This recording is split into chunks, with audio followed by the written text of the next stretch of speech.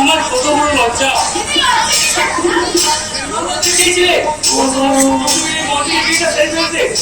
আমি জানিয়ে দিচ্ছি কোন পারিবারিক কারণে নির্মল স্বরূপকে এইভাবে গোপনে বিয়ে করতে চেয়েছিল। আসলে আসলে ওই মাত্র দাদা ওদের প্রাপ্য সম্পত্তি থেকে বঞ্চিত করার ষড়যন্ত্র করে চলেছে। তাই ওদের বিয়ের খবরটা যদি কোনোভাবে তার কাছে পৌঁছায় তাহলে সে হয়তো এই সমস্যা তৈরি করতে পারে না।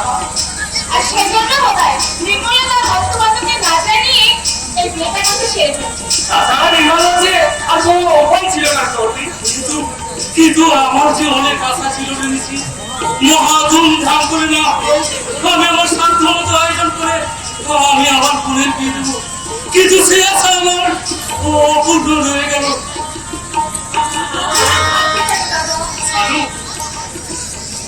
তোমার ছোট বোন শিউলি রইল, তাকে তুমি শিউলির খুব ভাগ করে নিয়ে যেতে দাদা। আমার বিয়ে করতে আমার হয়ে গেছে। দিদির বিয়েটা আনন্দ করতে পারলে আমার দুঃখ আছে। আচ্ছা সেদিন তুমি একদম দুঃখ করো না, আমি নিজে তোমার জন্য উপযুক্ত পাত্র খুঁজে এনে তোমার ধুমধাম করে দিয়ে দেবো। এখন না নিজের বিয়েতে তুমি প্রাণ খুলে আনন্দ করে নিও। যদি আনন্দ করবো এই মানুষটা কি হয়ে যাবে বাবু? এতদিন দুর্নীতি আমার বুকের দুটো দিক ধরে সেই বুকের একটা দিক খালি করে আজ আবার পৌঁছিত আপনার হাত ধরে নতুন জীবন গড়তে চলে যাচ্ছে। এরপর যখন সর্দি হয়ে বুকের আরেকটা দিক খালি করে চলে যাবে তখন এই মানুষটা কি হবে আপনারা বলতে পারেন? তুমি তো আছো ভাই, তুমি কি পারবে না দাদার খালি বুকটাকে আবার নতুন করে ভরে দিতে? না না আমার জন্য কাউকে কিচ্ছু ভাবতে হবে না, আমি আমার এই খালি হয়ে যাওয়া ভাঙাচোরা বুকটাকে পাশান করে নেবো। হয়তো ফোনের পাশান বুকটার উপর কোনো দুঃখ কষ্টই বেদনা আচর কাটতে পারবে না। কোনো কিন্তু নয় বোন, এটা তো প্রকৃতির অলিখিত নিয়ম। মেয়েরা তো তাদের মা বাবা ভাই বোনকে পর করে দুঃখে অন্ধকারে ডুবিয়ে অন্যের সংসারে সুখের আলো জ্বালাতে জানায়।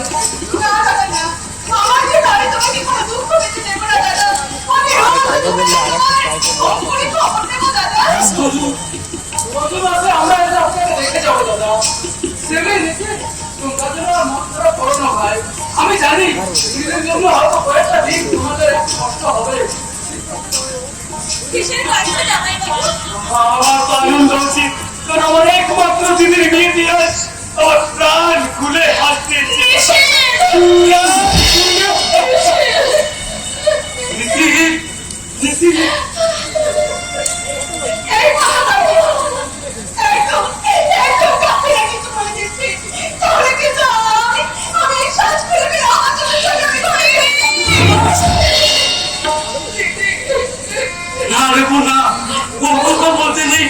নির্মাতা যে একমাত্র সাক্ষাতে তোর স্মৃতিতে সিঁদুর করে নিয়েছে, তারপর নির্মালের হাত ধরে তার তোকে সংসার করতে যেতে হবে, বরং এবাদেরকে আমার বাড়ি ফিরে যেতে হবে।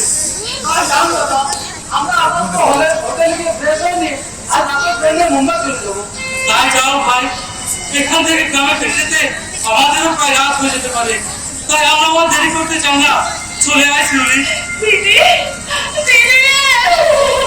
আমরা চলে যাচ্ছি, তোরা যখন আমার বাবাকে নিয়ে আমাদের কথা ভুলে যাস না, তাহলে কিন্তু আমি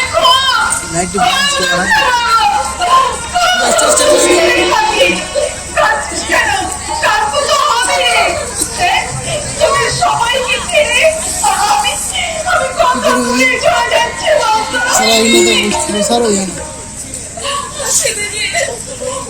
কষ্ট নয় রে বোন, কষ্ট নয়, বরং আনন্দ কর। এমন দেবতার মতো স্বামীর হাসতে হাসতে তুই স্বামীর ঘরে যা, আর আমি তোর নতুন জীবনের শুভকামনা প্রার্থনা করে ঈশ্বরকে ডেকে বলে, ওগো ঈশ্বর, আমার শাহরুখকে তুমি চুকি করো না তো, আমার শাহরুখকে তুমি চুকি করো ঠাকুর।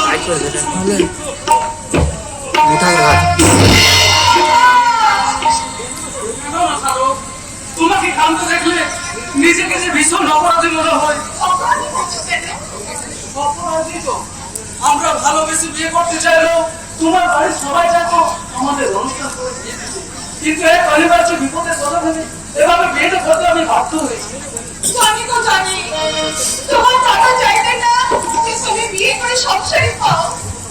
শুধু সংসারই নয় সাধু, আমি করছি। পৈতৃক সম্পত্তি থেকেও আমাকে বঞ্চিত করতে চায়। আর সেজন্য তোমাকে সাথে নিয়ে ওই দাদার বিরুদ্ধে আমি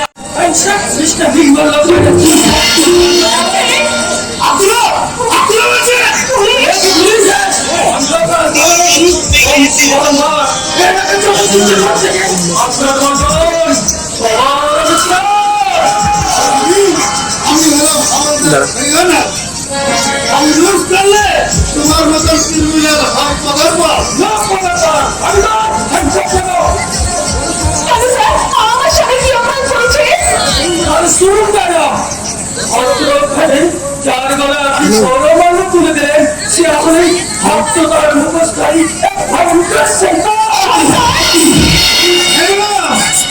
আপনার আগে আরো 4-4টি মেয়েকে বিয়ে চলতে গিয়ে ফাঁসিয়েছে।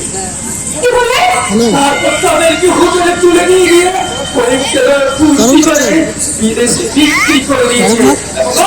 আপনাকে হোটেলে তুলে নিয়ে গিয়ে কোনো নারী পাশে হাতে তুলে দিতে প্ল্যান করছিল, কিন্তু দুবার সপ্তাহ মারাত্মক খবর পেয়ে ওকে আমরা ধরতে তাহলে নাম্বার চেঞ্জ হয়ে যাবে। বিশ্বাস করে সাধু, এই ছবি ওদের বানানো গল্প। আমার মনে হয় ষড়যন্ত্রের মিথ্যে পথে জড়িয়ে আমরা সর্বনাশ করতে যাচ্ছি। সবাই এই কথাই বলে চালু, তারপর 2-4 ঘা পুলিশের টান্দা মেরে সব অপরাধের তারা গড়গড় করে শিকার মেরে আমি এক করো চালু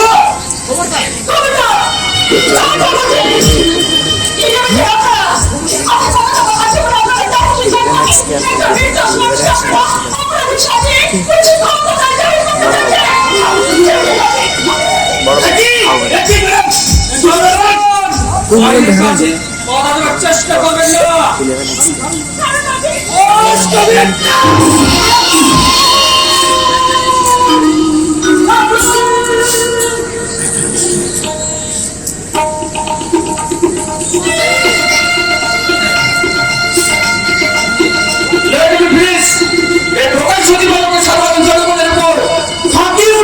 সরকারি গুন্ডাদের নির্মম গুন্ডাদের খবর আজ থানায় বিচার চাইতে আসা সাধারণ মানুষের প্রতি এই আইনের প্রযুক্তি অথবা নিরপরাধ কোনো প্রতিবাদী যুবককে থানার মাথায় পিটিয়ে মেরে ফেলাই নাই। পুলিশের বেপরোয়া পুলিশি সংস্থা আছে প্রকাশ্যে পথঘাটে অপহত ঢাকায় তার চলন্ত নিদর্শন।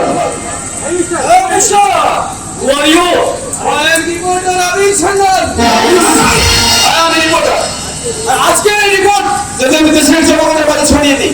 আচ্ছা, এই রিপোর্ট দেখে দেশের বিক্ষুব্ধ জনগণ প্রতিবাদের সুর তুলে আপনাদের খেলা খেলা করে ছুটে আসে। আপনাদের মতো পুলিশের দল থানার টেবিলের তলায় ফাইল চাপা দিয়ে মাথা হাতা চাইলেও রক্ষা পাবেন না। আমি আমার কাছে ভাই এই নির্মাণ তুলে এখানে আমি কিন্তু ভূমিকে রক্ষাই করিনি। ও হাতে হ্যান্ডকাপ আর পুলিশের হাতে মাঝে পতাকা মহিলা আমার তুমি চালু আজই আমাদের বিয়ে হয়েছে। আমি অফিসার সরকার অ্যারেস্ট করে নিয়ে যাচ্ছে। তুমি সব ভাই আমি কোনো অপরাধ করিনি। প্রমাণ হয়ে যাবে।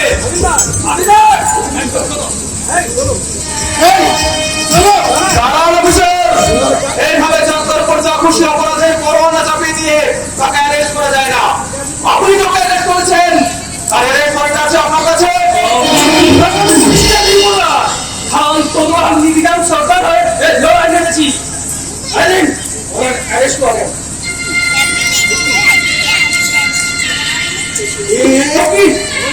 ও মাই গড, কি দেখলি আমি? কি দেখে আপনাকে? আই সরি নির্মাল্য, তোমাকে আমি আটকাতে পারলাম না ভাই। আমি পরটা দিনে চললে হলেও জেলে যেতেই হবে।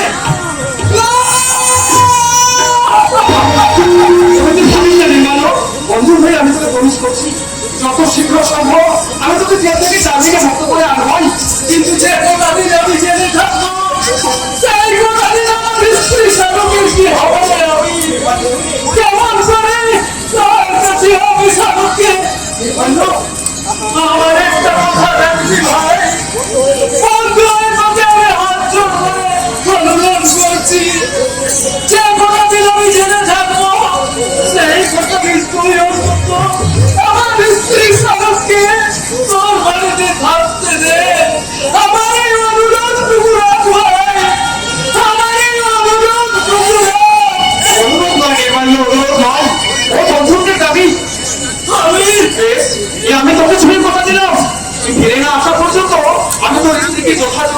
চাই আমার বাড়িতে আশ্রয় দেবো। ঠিক আছে ঠিক আছে, এবার চলো। আর একটু সময় দিন স্যার, আমার স্ত্রী অজ্ঞান হয়ে মাটিতে পড়ে আছে, তার জ্ঞান ফেরা পর্যন্ত আমাকে একটু তার পাশে থাকতে দিন। যাওয়ার আগে আমার স্ত্রী দুপুরের চোখের জল আমার দেখে যেতে দিন স্যার। ওসব ফালতু আপনার শরীর কোনো লাভ নেই। এখন বলছো আমার স্ত্রী দুপুরের চোখের জল দেখে যেতে দিন, তারপর বলে আমার স্ত্রীর সাথে পুরো সজ্জাটা সেরে যেতে দিন। নিয়ে এসো নিয়ে এসো নিয়ে এসো বলছি।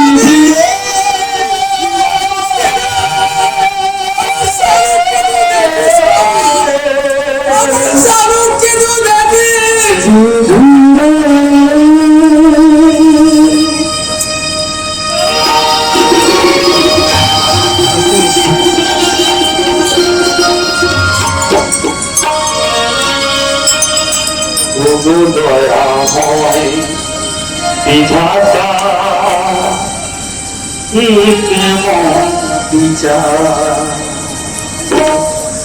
দয়াময়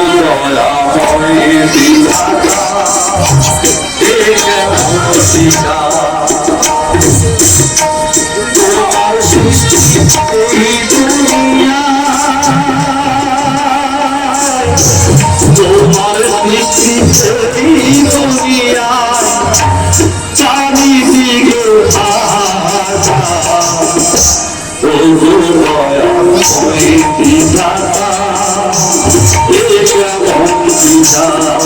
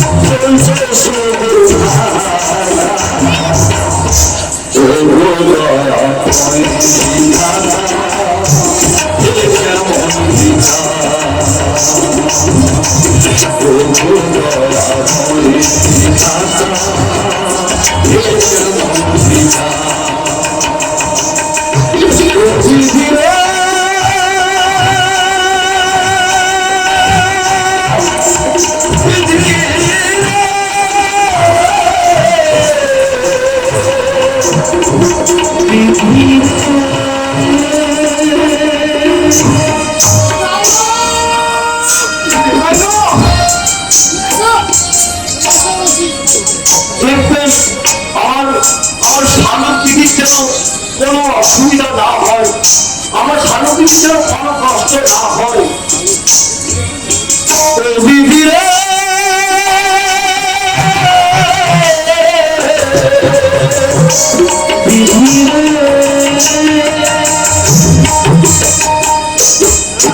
না না, কষ্ট পাবে কেন? নির্মাল্য, তুই কোনো চিন্তা করিস না ভাই, আমি আমার কাছে রাখবো। তুই ফিরে না আসা পর্যন্ত তোর শালুককে। শালুক কি মিষ্টি নাম, কিন্তু কিন্তু শালুকের শালুকের আর কি আছে কতবার জানা হলো না। আরে এমন সুন্দর সাজ করে যারা স্বামীর ঘর আলোচনার কথা, সে কিনা অসহায় হয়ে মাটিতে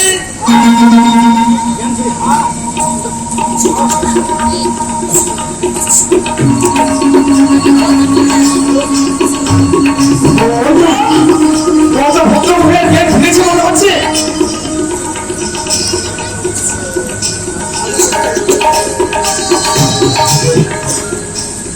আমি কোথায়